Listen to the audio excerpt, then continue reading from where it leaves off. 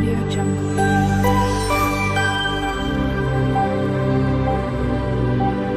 Audio Jungle. Hello everyone, જય શ્રી કૃષ્ણ. મારી ચેનલમાં તમારું સ્વાગત છે. આજે હું હોટલ જેવી લગ્ન પ્રસંગમાં બનતી મસાલેદાર મટર પનીરની રેસીપી શેર કરવાની છું. આ રેસીપી ડિનર માટે બેસ્ટ ઓપ્શન છે અને બનવામાં સુપર ટેસ્ટી હોય છે. ચેનલ પર નવા હોવ તો જરૂરથી ચેનલ સબસ્ક્રાઈબ કરજો, જેથી મારા દરેક વિડીયોનું નોટિફિકેશન તમારા સુધી પહોંચશે.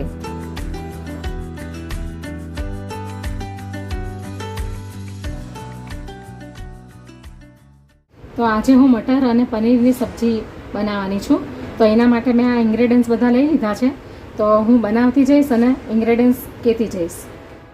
તો હવે આપણે બનાવવાનું ચાલુ કરીએ. તો પહેલાં મેં ગેસ ચાલુ કરી દીધો છે, કઢાઈ મૂકી દીધી છે ગેસ ઉપર. હવે આપણે 2 મોટા ચમચા જેટલું આપણે ઓઇલ લઈ લઈશું. આ તલનું તેલ છે, તમારે રાઈનું તેલ અથવા કોઈ પણ બીજા તેલ લેવા માંગતા હો તો તમે લઈ શકો.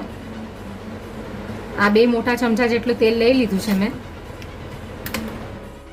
હવે આ એની અંદર નાખવા માટેના મસાલા છે, ખડા મસાલા.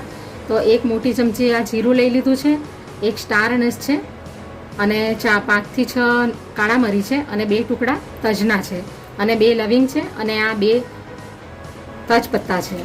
તો હવે આપણે આ તેલ ગરમ થાય એટલે એની અંદર આપણે આ નાખી દઈશું.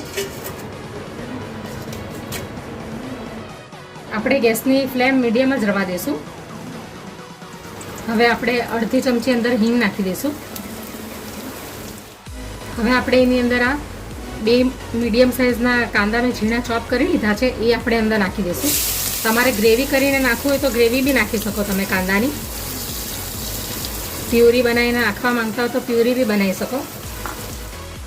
કાંદા ઝડપથી ચડી જાય એટલા માટે આ મીઠું અંદર નાખી દીધું હમણાં સ્વાદ અનુસાર.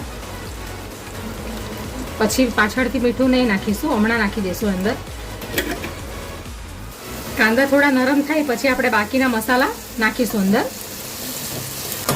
હમણાં 2 થી 3 મિનિટ સુધી એને ચડવા દઈશું. હવે આપણે એની અંદર આ આદુ મરચાંની પેસ્ટ છે 1 ચમચી અને આ લસણની પેસ્ટ છે, એ આપણે અંદર નાખી દઈશું બેવને.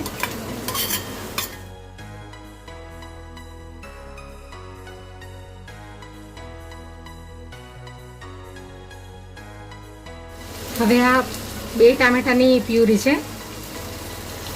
એ પણ નાખી દઈશું અંદર.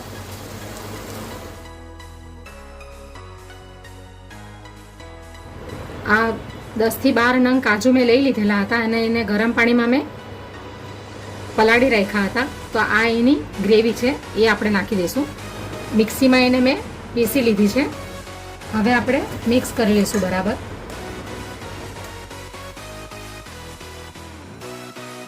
હવે આ પાવડર ફોર્મમાં મસાલા છે. તો આ 1 મોટી ચમચી ધાણા જીરું લઈ લીધું છે અને 1.5 ચમચી જેટલી હળદર લઈ લીધી છે મેં અને 1 મોટી ચમચી કાશ્મીરી લાલ મરચું છે આ. અને આ કિચન કિંગ મસાલો છે ઘરનો. અને આ સૂકી મેથી લઈ લીધી છે, કસૂરી મેથી. તો હવે આ મસાલાને આપણે અંદર નાખી દઈશું.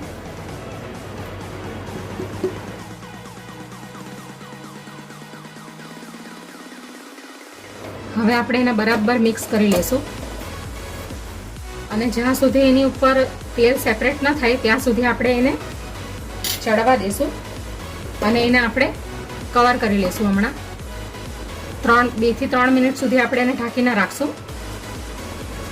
તો હવે 2 થી 3 મિનિટ થઈ ગઈ છે. હવે આપણે ઢાંકણું ખોલી લઈએ. તો તેલ તમે જોઈ શકો છો કે તેલ ઉપર સેપરેટ થઈ ગયું છે,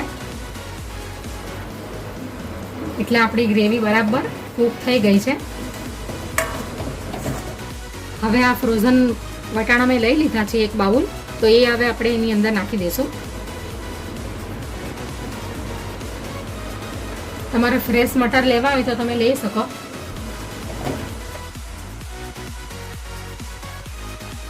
હવે આપણે એની અંદર થોડું 1 કપ જેટલું પાણી નાખી દઈશું.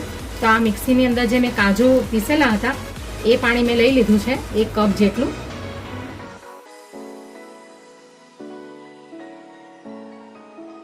હવે આપણે વટાણા ચડી જાય ત્યાં સુધી આપણે ઢાંકીને રાખશું ઢાંકણું એટલે લગભગ 5 મિનિટ સુધી આપણે એને ધીમા તાપે ચડવા દઈશું વટાણાને.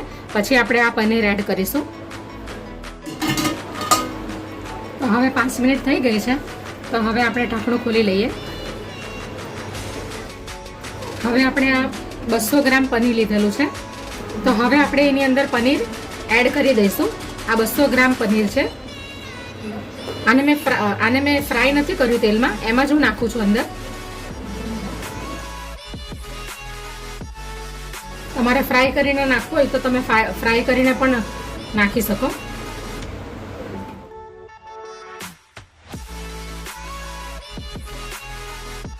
હવે આપણે એને મિક્સ કરી લઈશું.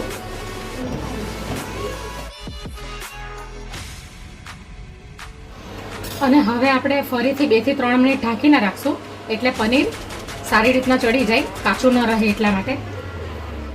થોડીક અંદર કોથમીર નાખી દઈશું. હવે એને 2 થી 3 મિનિટ સુધી આપણે ફરીથી ઢાંકીને રાખશું, એટલે પનીર સોફ્ટ થઈ જાય. તો 2 થી 3 મિનિટ થઈ ગઈ છે. તો હવે આપણા પનીર પણ સોફ્ટ થઈ ગયા છે. તો હવે આપણી મટર પનીરની સબ્જી રેડી થઈ ગઈ છે. તો આપણે ગેસ બંધ કરી દઈશું. પનીર બી એકદમ સોફ્ટ થઈ ગયા છે. તો હવે આપણે એને ઉતારી લઈશું. હવે આપણે એને પ્લેટમાં સર્વ કરી લઈએ.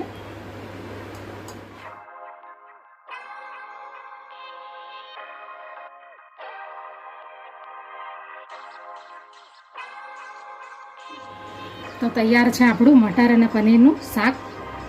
તમે આ મટર પનીરની સબ્જીને તમે કુકરમાં પણ બનાવી શકો.